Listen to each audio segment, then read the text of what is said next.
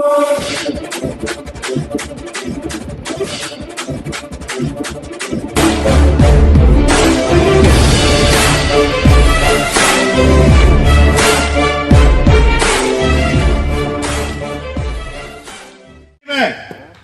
दिन तय करके इस गांधी के राजघाट में मैं मूत के आऊंगा और सारे समाज को कहेंगे आ जाओ भाई, इनके मुंह पर मूतना इन सारे जितने हमारे लोग बैठे।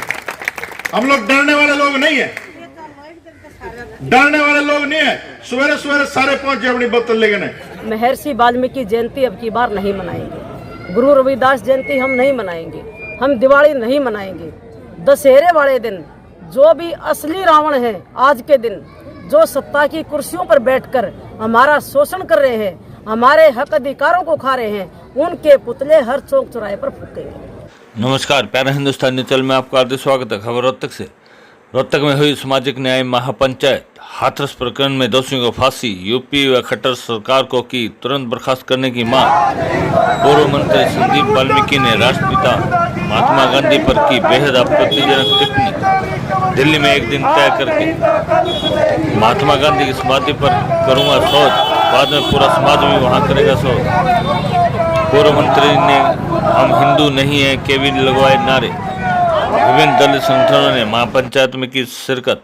दलित समाज का राजनीतिक आरक्षण खत्म करने की मांग। दलितों का आरक्षण के नाम पर किया जाता है शोषण, हर मंच पर किया जाए दलित नेताओं का बहिष्कार।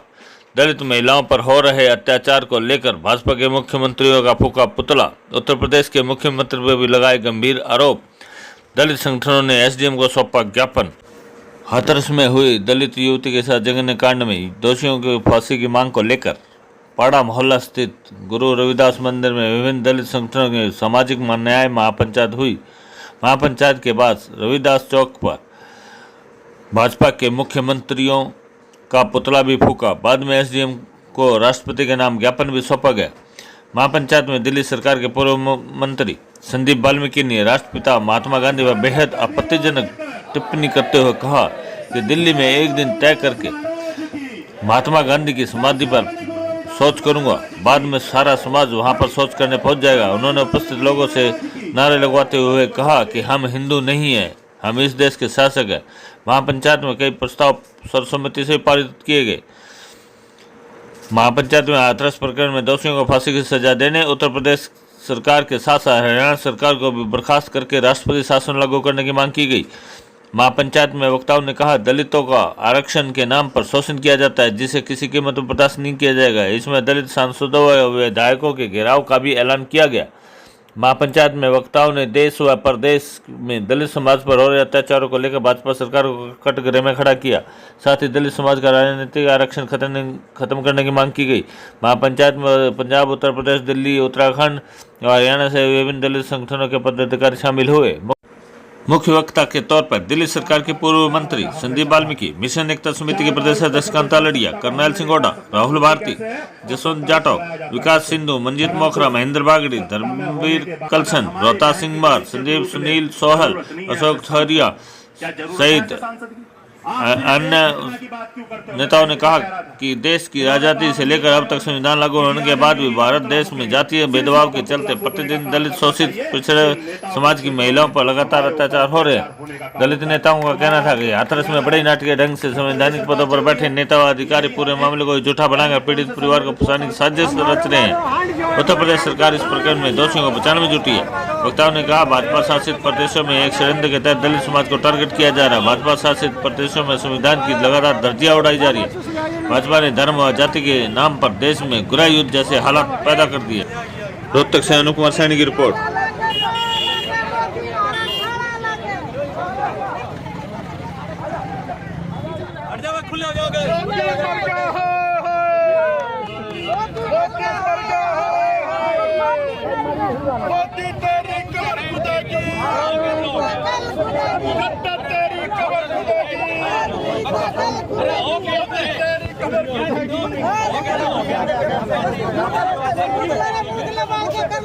भाई हेलो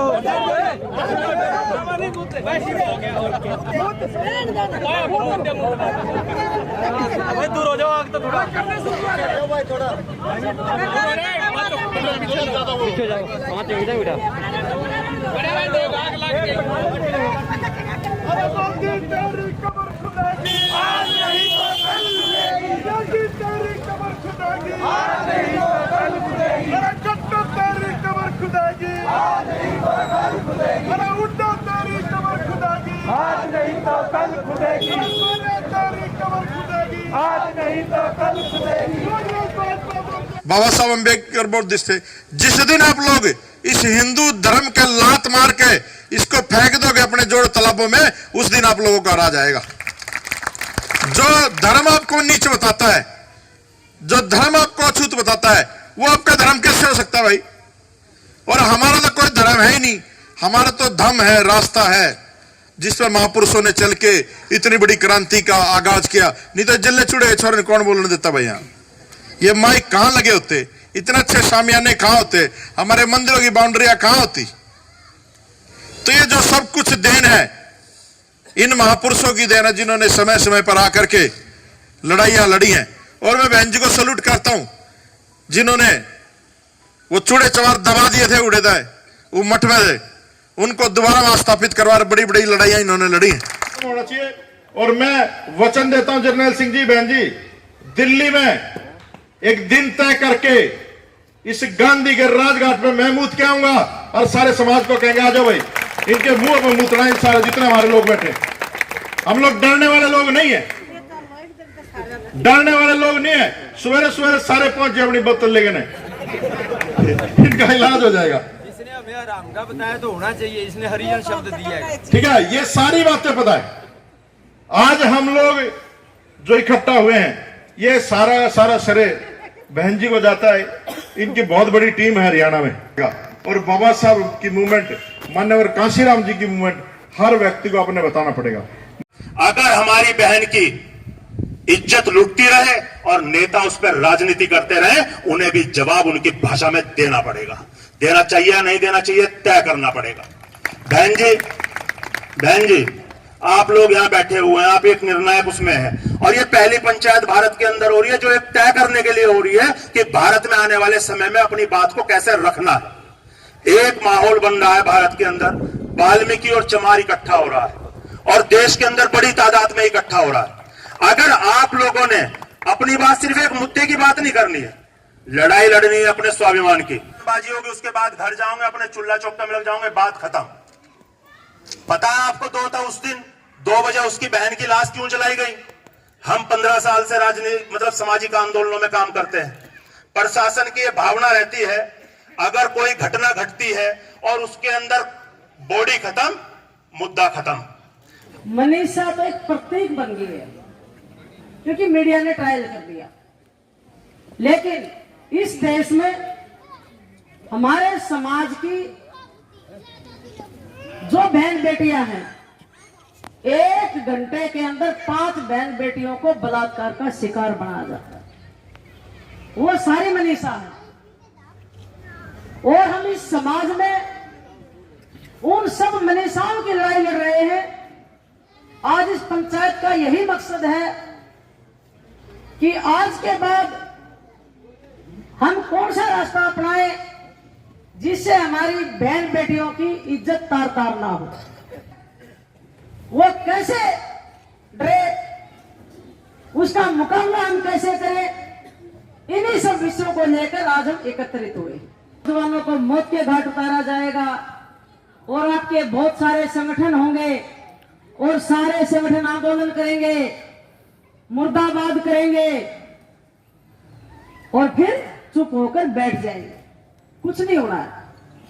आपका भला जब होगा जब आप इस देश के शासक होंगे। आपका भला जब होगा जब सत्ता की चाबी आपके हाथों में होगी। उससे पहले आपका सब भला नहीं हो सकता। आप देख रहे हैं हाथरस की घटना, हरियाणा में भी आपने देखा होगा, झज्जर में, वो भी मनीषा है हमारी। कितने नाम गिनाऊं, राजस्थान हो, मध्य प्रदेश हो, उत्तर प्रदेश हो, हरियाणा हो, पंजाब हो, कौन सा प्रदेश ऐसा इस देश में जिस प्रदेश में हमारी बहन बेटियों की इज्जत ना लूटी जाती? हमने सिर्फ 2 समाज को नहीं, हमने इस देश के अंदर रहने वाले उस 85% समाज को, जिसे मान्यवर काशीराम साहब बोलते थे कि हम 85% की हिस्सेदारी तय करेंगे, सुनिश्चित तय करके उनकी हिस्सेदारी दिलाने का काम करेंगे, उनकी बात की है। परंतु इस देश के अंदर सबसे बड़ी जनसंख्या में वाल्मीकि और चमार जमात के लोग हैं। जब जब घटनाएं घटती हैं, जैसे ये अपना गुड़िया वाला मामला हो, हाथरस वाला जो प्रकरण हो, इन मामलों में जिस तरीके से चाहे रविदास संत रविदास मंदिर वाला मामला हो, हमने यह आह्वान किया है कि अब तमाम उन जातियों को, जिन लोगों को सामाजिक दर्जा एक जैसा है, उन्हें अपना बेटी रोटी का रिश्ता बनाना पड़ेगा। आपने ये 66,000 वो संगठनों की बात की है, तो ये संगठनों कह रहे हैं कि भैया हम किसी को लाठी डंडे की जरूरत नहीं, तो क्या कहना? देखिए, बाबा साहब डॉक्टर भीमराव अंबेडकर भारतीय संविधान में हमें हमारी हिस्सेदारी दे के गए हैं। देश के अंदर भारत के प्रत्येक नागरिक को जीने की पद्धति दे के गए हैं। उन्होंने भारतीय संविधान में लिख दिया है कि किस तरीके से भारत के अंदर रहने वाले नागरिक को जीना है। आज हमें उस भारतीय संविधान की बात को बड़ा करना है, जो संवैधानिक व्यवस्था संविधान में हमें दी गई है। हमें उसके अधिकारों की लड़ाई लड़नी है, ना कि गोली लाठी डंडों की लड़ाई लड़नी है। हमने उन 66,000 संगठनों की बात की है, जो संगठन अपने आप में पूरे भारत में काम करते हैं। हमने निवेदन उनसे किया है, उनसे आह्वान किया है कि वो सारे संगठन एक प्लेटफॉर्म पे आएँ और जो सामाजिक न्याय की बात देश के अंदर शुरू हुई है, उस लड़ाई को बड़ा करने का काम। आपने एक बहुत बड़ी बात की है कि भाई जो लड़की मरी है या किसी के साथ हादसा होता है, तो आप उसका विशेष समुदाय वाल्मीकि है, चमार है, कि ये इनकी बजाय हमें पूरे समुदाय की बात करनी चाहिए। देखिए, अगर हम हाथरस कांड की बात करें, पहले दिन से उस बहन को वाल्मीकि कह के संबोधित किया गया भारत की मीडिया के माध्यम से, वहाँ के अधिकारियों कर्मचारियों के माध्यम से। आप मुझे एक चीज़ बताइए, क्या आप लोगों को निर्भया का नाम असली पता है? भारत के लोगों को निर्भया का मामला नाम नहीं पता होगा।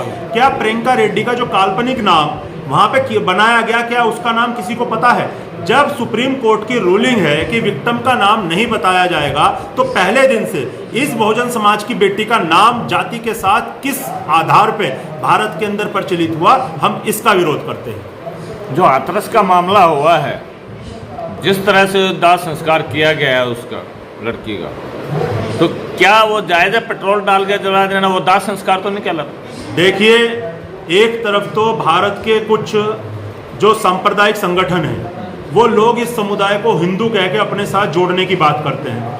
हिंदू रीति रिवाज के अनुसार कभी भी रात को सूर्यास्त के बाद संस्कार नहीं किया जा सकता, परंतु उत्तर प्रदेश में, जहाँ पे उत्तर प्रदेश में भारत की सबसे बड़ी सत्ता चल रही है, वहाँ पे उन लोगों ने रात को 2 बजे एक दाह संस्कार कर दिया। वो हिंदू रीति रिवाज के भी खिलाफ है और ये पूरी तरह अन्याय है उस परिवार के साथ, उस पीड़िता के साथ, जिसने जीते जी अपमान सहा और मरने के बाद भी उसका अपमान सरकार के द्वारा, सरकार के कुछ नुमाइंदों के द्वारा किया गया। आगे की आपकी क्या रणनीति है?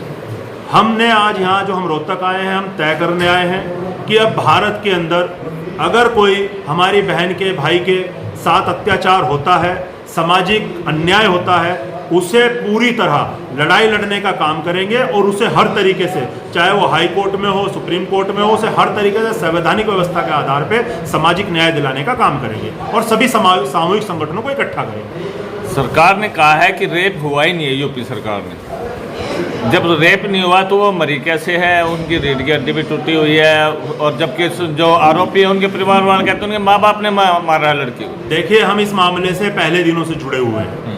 हम अभी हमारे जो साथी हैं वो यहाँ पे मौजूद हैं, वो पहले दिनों से वहाँ पे जुड़े हुए हैं। पहले दिन की एफआईआर में अगर सरकार कहती है 307 का SC/ST एक्ट का और छेड़खानी का मामला वहाँ पे दर्ज होता है, और 6 दिनों बाद उस मामले को तरमीम करके वो सामूहिक बलात्कार में ला देते हैं। सरकार जब इस मामले की तह तक जाएगी, ये निश्चित रूप से इससे ये प्रायोजित है पूरा मामला, ये प्रायोजन है सरकार का कि इस मामले को किसी तरह दफनाया जाए और सरकार की जो इस मामले में जो स्थिति बनी है उससे वो उबर सके। जो ये दाह संस्कार किया गया है अधिकारियों द्वारा किया गया है, क्या वो नहीं लगता कि एक महत्वपूर्ण सुराग था, जो सबूत था, उसको डिस्ट्रॉय किया गया है? बिल्कुल बिल्कुल। ऐसे अधिकारियों के खिलाफ क्या कार्रवाई? हम शुरू के दिन से बात बोल रहे हैं। SC बिल्कुल, हम शुरू के दिन से, और हम अभी लखनऊ गए थे, अभी 4 दिन पहले हम लखनऊ में उत्तर प्रदेश के मुख्यमंत्री से भी मिले, और हमने लखनऊ के अंदर एक रिट पिटीशन दायर किया है जिसके अंदर हमने वहाँ के DM के खिलाफ, SSP के खिलाफ, उस थाना अध्यक्ष और CO के खिलाफ और वहाँ के SDM के खिलाफ हमने वहाँ पे एक रिट पिटीशन दायर किया है जिसके अंदर जो इनका सामाजिक उत्पीड़न हुआ है और उन्होंने गलत काम किया है उस लड़की के रात को 2 बजे सबको जलाने का, उसके खिलाफ हमने मुकदमा दर्ज करने के लिए एक हाई कोर्ट में दर्ज किया है। संसदीय लोकतंत्र में ये अमानवीय दुर्व्यवहार और दुर्घटना को रोकने के लिए जो आप पंचायत कर रहे हैं, इसमें आपको क्या सुझाव है, कैसे ये कम हो सकता है? देखिए, अभी इस पंचायत से यही निर्णय लिया जाएगा कि कभी भी मुद्दों की राजनीति नहीं करनी है। एक घटना घटती है, हम वो मामला मीडिया में बनता है तो हम उसे लेके चल देते हैं। हमने तय किया है कि अब हमें इन मुद्दों के होने से पहले सामाजिक न्याय दिलाने के लिए उन बच्चों को अच्छी शिक्षा मिल सके, उन बच्चों को अच्छा स्वास्थ्य मिल सके, उन बच्चों को अच्छी सुरक्षा मिल सके, जो भारतीय संविधान में उनके अधिकार है वो उन तक पहुंच सके, और उनकी संपन्नता। आज सबसे बड़ी समस्या ये है कि हमारे लोग आर्थिक रूप में कमजोर हैं। आज इस महापंचायत का उद्देश्य सिर्फ यही है कि उन लोगों को भारतीय संविधान की दी हुई ताकतों को पहुंचाया जाए। महात्मा गांधी के बारे में आपने एक बात कही जी, महात्मा गांधी नहीं था, वो मोहनदास करमचंद गांधी थे जी। हमारे बाबा साहब हमेशा उनको मिस्टर गांधी कहते थे।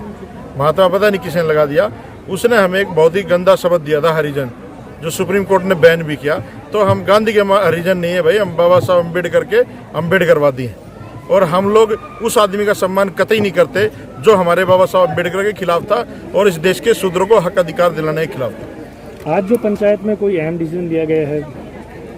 देखिए, आज पंचायत में सारा आप लोगों ने कवर किया, देखा, ये डिसीजन लिया गया कि हम लोग सामाजिक न्याय के लिए अब सड़कों पे उतरेंगे, अपने समाज को जगाएंगे और इस देश का सत्ता परिवर्तन और स्वभाव परिवर्तन, व्यवस्था परिवर्तन करेंगे। आगे सर, दीपावली और दशहरा आ रहे हैं, ये आपने नए मनाने का निर्णय लिया है, इस पर आप क्या देखिए, दीपावली और दशहरा ये कोई त्यौहार नहीं है, ये हमारे महापुरुषों के द्वारा, इनके द्वारा छल किया गया, उनकी हत्याएं की गई। जिस भी तरीके से, ये त्योहार का मतलब होता है तुम्हारी हार, संधि विच्छेद करें तो ये हमारी हार पे हमारे से जश्न मनवाते हैं, जो हमारा मूर्ख समाज नहीं समझता, क्योंकि इनको एजुकेशन से दूर रखा गया।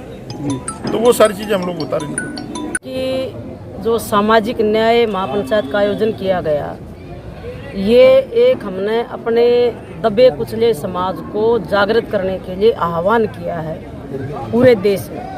ये रोहतक तक सीमित नहीं है और हरियाणा तक सीमित नहीं रहेगी, ये पूरे देश में ये आयोजन होंगे। और आज तक जिन लोगों ने हमारे समाज का शोषण किया, उनको जवाब देने के लिए पंचायत बुलाई गई है, और इसमें जो फैसले लिए गए हैं वो सबको मान्य भी है। जैसे हम महर्षि वाल्मीकि जयंती अब की बार नहीं मनाएंगे, गुरु रविदास जयंती हम नहीं मनाएंगे, हम दिवाली नहीं मनाएंगे। दशहरे वाले दिन जो भी असली रावण है, आज के दिन जो सत्ता की कुर्सियों पर बैठकर हमारा शोषण कर रहे हैं, हमारे हक अधिकारों को खा रहे हैं, उनके पुतले हर चौक चौराहे पर फूकेंगे। मतलब आपके हिसाब से राजनीतिक आरक्षण खत्म होना चाहिए? राजनीतिक आरक्षण की एक मिनट भी इस देश में जरूरत नहीं है, क्योंकि राजनीति में जो लोग चुनकर जाते हैं वो हमारे समाज की नुमाइंदगी नहीं करते, वो हमारे समाज की दलाली करते हैं और अब गोबर खा के पार्टियों का अपना पेट भरते हैं। आज देश का महामहिम कौन है? वो दलित समाज से है, लेकिन वो गुलाम है बीजेपी का, RSS का। उस गुलाम आदमी की हमें जरूरत नहीं है, गुलाम मंत्रियों की जरूरत नहीं है, गुलाम MP की जरूरत नहीं है, गुलाम MLA की जरूरत नहीं है। आपने आपके समुदाय के जो MP MLA हैं उनके घेराव की बात की है।